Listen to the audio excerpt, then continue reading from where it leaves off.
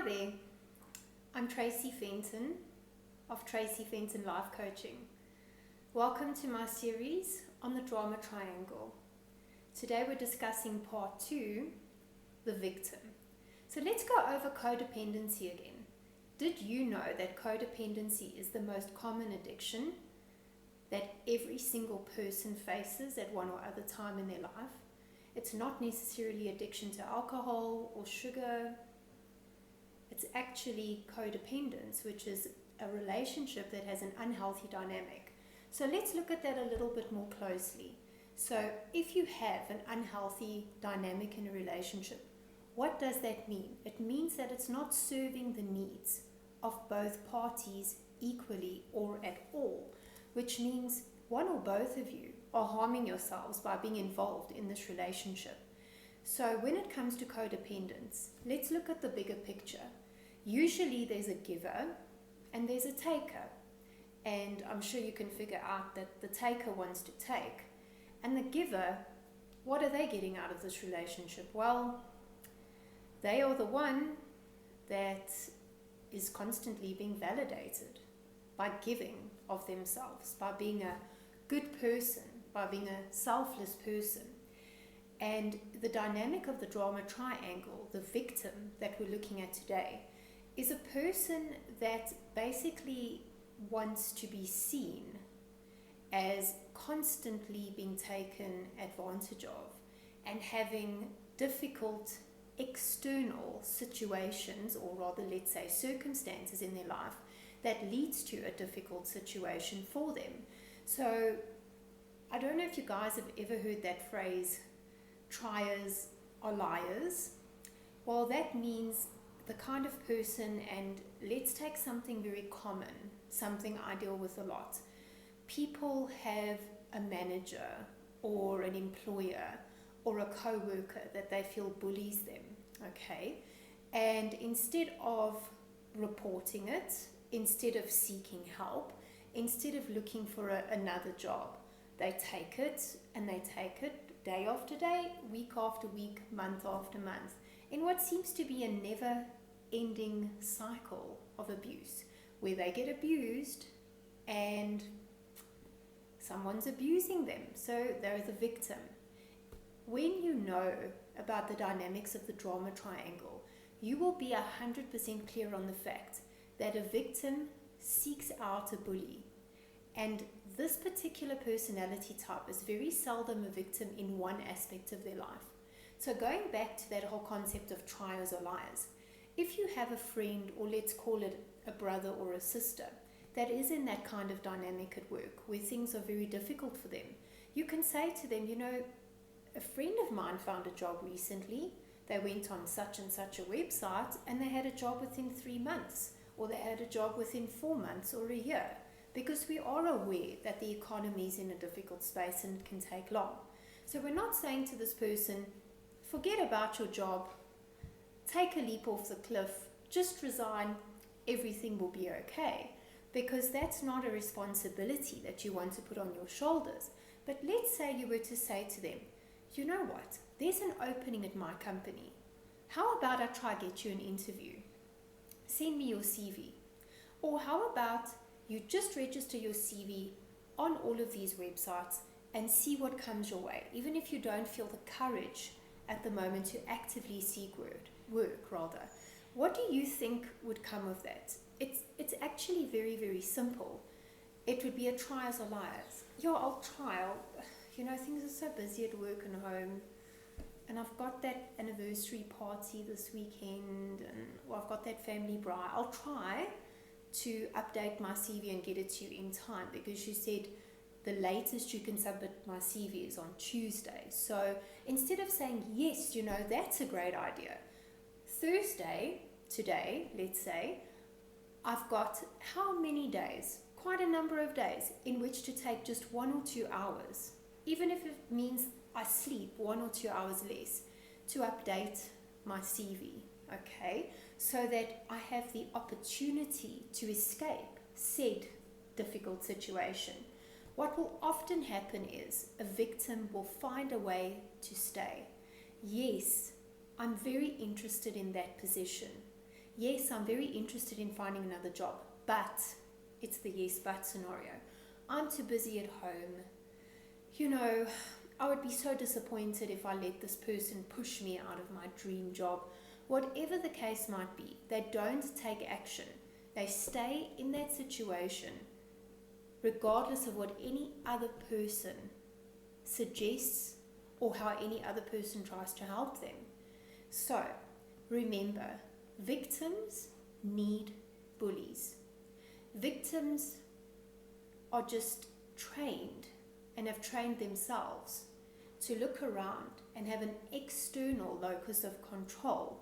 So if you think about an external locus of control, it means everything outside of me is to blame for what's happening in my life and for the way that I feel about myself. So yes, I'm so keen on finding another job, but I don't know how I would do in an interview because this person has just eroded my self-esteem. Instead of being realistic and saying, listen, I have nothing to lose by going for this interview, so let me just try and hope for the best. So, I would encourage you to step out of the dance of the drama triangle, and when you feel that there's someone playing a victim in your life, or, and this is a big one, something that is very much food for thought, are you playing a victim in your own life? Is there a victim in your life? A mother, a father, a husband, a wife, a partner, a child that makes constant excuses, and instead of taking action and being at the cause of their life, they constantly are at effect, which means it's the external locus of control, which means someone and something else is to blame what's happening around me and the way that I feel about myself. How do you interact with that person? So, number 3, I'll be discussing the rescuer. And a lot of the time, parents, mothers especially, are in that nurturing role and they take on the rescuer, which means that they give away parts of themselves in order to make sure their family, their children, their husband has absolutely everything that they need. And they do it at the expense of themselves. But the difference is that with a rescuer, they need that validation of being needed. Like I said with codependence, there's a giver and there's a taker, and the giver needs the validation. So, back to the victim, remember something. If there's someone in your life who's an ask hole, which means someone that you can throw advice at and listen to their problems until kingdom come, and you feel as if it's a pointless waste of your time, remember that you can set healthy boundaries and say, look, we've spoken about this issue so many times, and I see that you're still in the same place that you were 2 years ago, so I'm not sure how helpful it will be for us to continue to talk about that issue. If you'd like to talk about ways of moving on, or the plan that you perhaps have for moving on, I'd be glad to do that with you. Then we can meet, but I only have an hour, unfortunately, on Saturday because I have quite a busy weekend. But I can't talk right now. Or how about we talk about, just for 15 minutes, how you can maybe improve and change the situation that you're facing.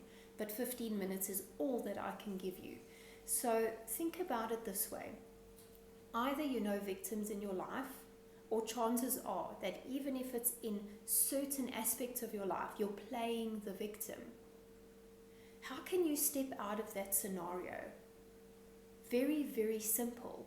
Be conscious, be aware.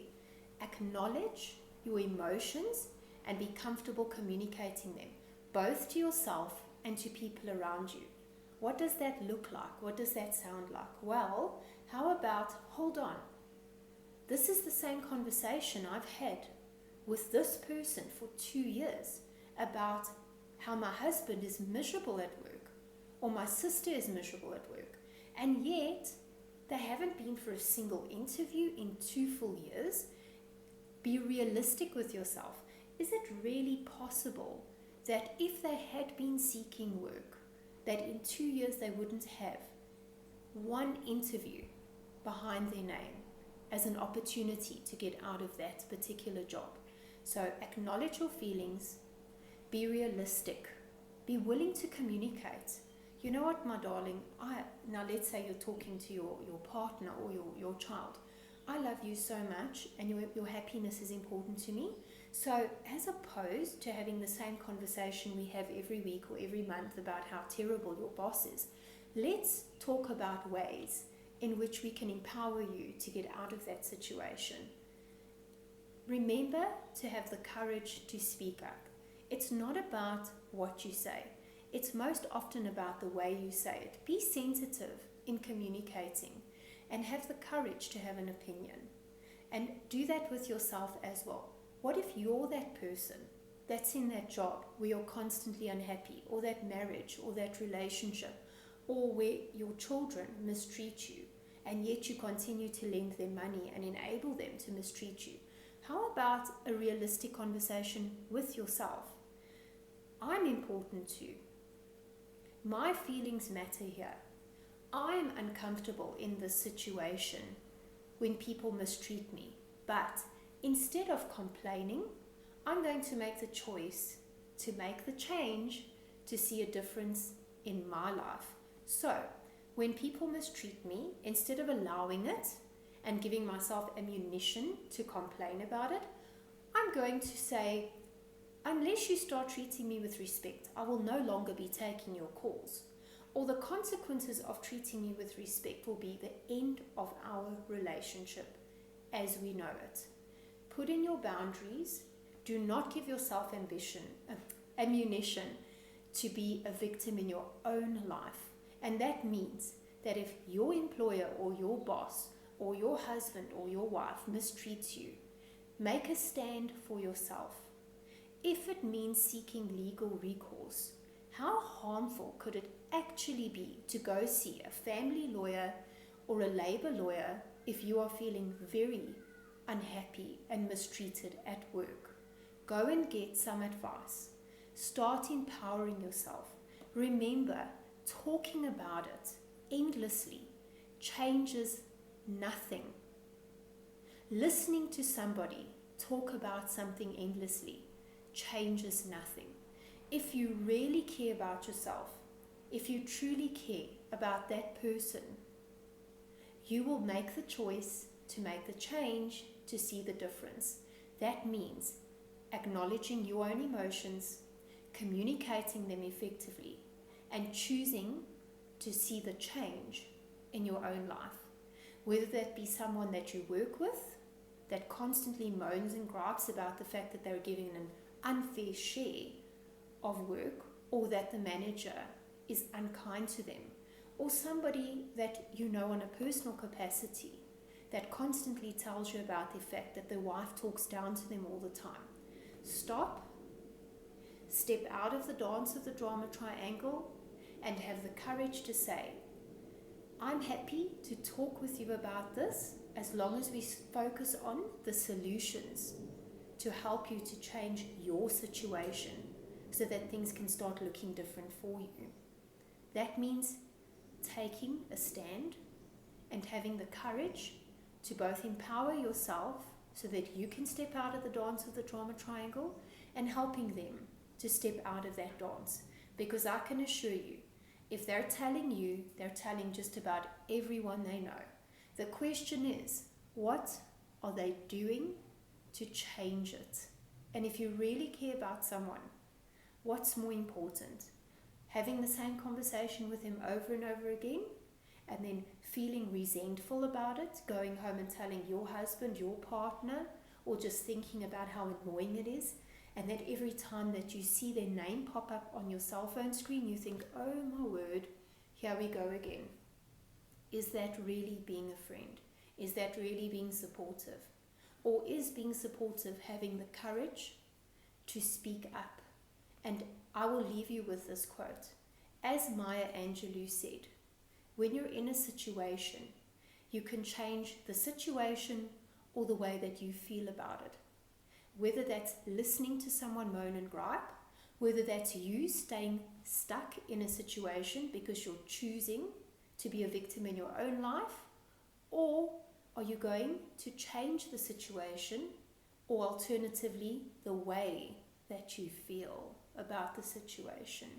So are you going to say, I'm so grateful to have a job, I'm going to be positive, and I'm going to do my best at work every single day, and I'm going to empower myself because I'm worth more than this, and I have skills that anybody would be lucky to have at their organization. And whilst I make the most of this every single day, I'm now going to find something else. And I'm going to find a place where I'm validated and appreciated, thereby changing the way you feel about the situation while you're there, and making a long-term plan to change the situation itself. I would love to hear from you. Remember, you can go to tracyfenton.com and you can book 1 or 2 or 3 or 4 or more sessions with me on a private or executive level. I work with individuals and I work with groups. You are more than welcome to work with me online or in person, whatever works for you. Have a look at my packages, do yourself a kindness, and look at booking a clarity call. Thank you for your time today.